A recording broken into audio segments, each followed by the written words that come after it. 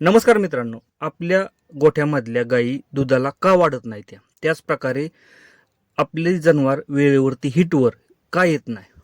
सगळ्यात मोठा प्रॉब्लेम काय माहिती आहे का मित्रांनो? वैरण. आता तुम्ही म्हणत असाल की वैरण आपण गिनी गवत वापरतो. माझ्या गोठ्यामध्ये सुद्धा गिनी गवत आहे आणि वाळलेली मका आहे, तरी सुद्धा माझ्या गोठ्यामध्ये चांगल्या प्रकारे दूध देतात आणि हिटवर सुद्धा येतात. का मित्रांनो? कारण वैरणीचा टायमिंग खरंच महत्त्वाचं आहे आणि त्या टायमिंगला वैरण किती टाकायची आपण या व्हिडिओमध्ये बघणार आहे. व्हिडिओ हा शेवटपर्यंत बघा. व्हिडिओ जर आवडला तर लाईक करा. चॅनलवरती नवीन असेल तर चॅनलला सबस्क्राईब करायला विसरू नका. नमस्कार मित्रांनो, शेतकरी आणि टेक्नॉलॉजी आपल्या यूट्यूब चॅनलमध्ये स्वागत आहे. मित्रांनो, काय होतं की माझ्या गोठ्यामध्ये जे पहिला टायमिंग होता ना, तो कसा होता की मी 4 टायमिंगला वैरण टाकायचो. सकाळी 7 वाजता, 11 वाजता, परत 4 वाजता आणि परत 7 ते 8 वाजता संध्याकाळी रात्रीच्या टायमिंगला. यामुळं काय व्हायचं माहिती आहे का, की गुरांना रवंत करायला टायमिंगच भेटत नव्हता. म्हणजे काय व्हायचं की गायी बसल्या खाली 2 तास की लगे परत आपण त्यांना उठवायचो आणि वैरण टाकायचो. परत थोडे वेळ 2-3 तास बसल्या की परत 4चा टायमिंग व्हायचा आणि परत थोडे वेळ बसल्या की परत 8चा टायमिंग. यामुळे काय व्हायचं की जनावरांना आरामच भेटत नव्हता आणि जे खाल्लेलं आहे ना ते रवंत करायला, पचवायला हे टायमिंगच भेटत नव्हता. आणि यामुळे काय व्हायचं माहिती आहे का, की वैरण तर जास्त लागायचीच, गाईचं वजन पण व्यवस्थित वाढत नव्हता, म्हणजे टवटवीतपणा दिसत नव्हता आणि दूध सुद्धा व्यवस्थित देत नव्हतं. कारण खाल्लेलं हे पचलंच जात नव्हतं ना, पचनक्रियाच व्यवस्थित होत नव्हती गायींची. त्यामुळं पचलं नाहीमुळं काय झालं की दूध व्यवस्थित देत नव्हत्या आणि गाई हिटवर यायला सुद्धा त्रास देत होत्या.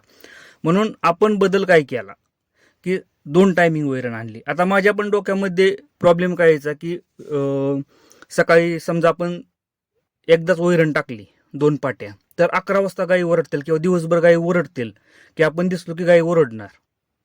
पण मित्रांनो, एक गोष्ट लक्षात असू द्या की हा प्रॉब्लेम आहे ना, म्हणजे हे टेन्शन मला सुद्धा होतं. आणि मी ज्या दिवशी पहिल्यांदा स्टार्ट केलं की फुल 2 पाट्या सकाळी वैरण केल्यानंतर लगेच टाकल्या का नाही, फुल भरून टाकायच्या मित्रांनो, एकदम गच. दिवसभर काय उठत सुद्धा नाही. म्हणजे तुम्ही गोठ्यामध्ये गेला ना, ओरडत नाही, काय सुद्धा नाही मित्रांनो. लक्षात असू द्या, जनावरांना जेवढा रवंत करायला टायमिंग द्याचाल ना, तेवढं प्रॉब्लेम गोठ्यामधलं सॉल्व्ह होणार आहेत. जेवढा वेळ गाय उभा राहील, जेवढा वेळ गाय खात राहील ना मित्रांनो, तेवढं प्रॉब्लेम तुमच्या गोठ्यामध्ये येत राहणार आहेत. त्याच्यामुळं एक गोष्ट लक्षात असू द्या की 2 टायमिंग वैरणीचं ठेवा, सकाळ आणि संध्याकाळ. म्हणजे सकाळी तुमचं 6-7चा असू द्या आणि संध्याकाळ 6-7चा मित्रांनो टायमिंग, किंवा 5 ते 6चा टायमिंग असू द्या. 2 टायमिंगला फुल पाट्या भरून वैरण टाका मित्रांनो. काही सुद्धा होत नाही.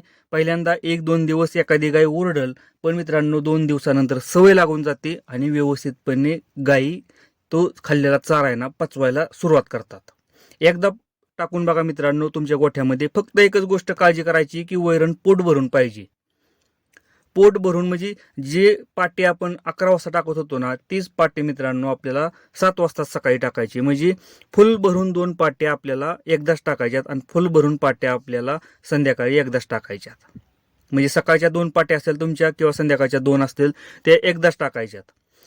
बघा मित्रांनो, वैरणीचं टायमिंग तुम्ही चेंज करा. गोठ्यामधलं प्रॉब्लेम एका महिन्याच्या आत तुम्हाला आपल्या जनावरांमध्ये रिझल्ट दिसतील की टवटवीतपणा. सगळ्यात पहिल्यांदा आपल्या जनावरांमध्ये टवटवीतपणा येणार आहे, पचनक्रिया सुधारणार आहे, व्यवस्थितपणे शेण पडणार आहे, गाईचं तुम्हाला वजन वाढलेलं दिसेल.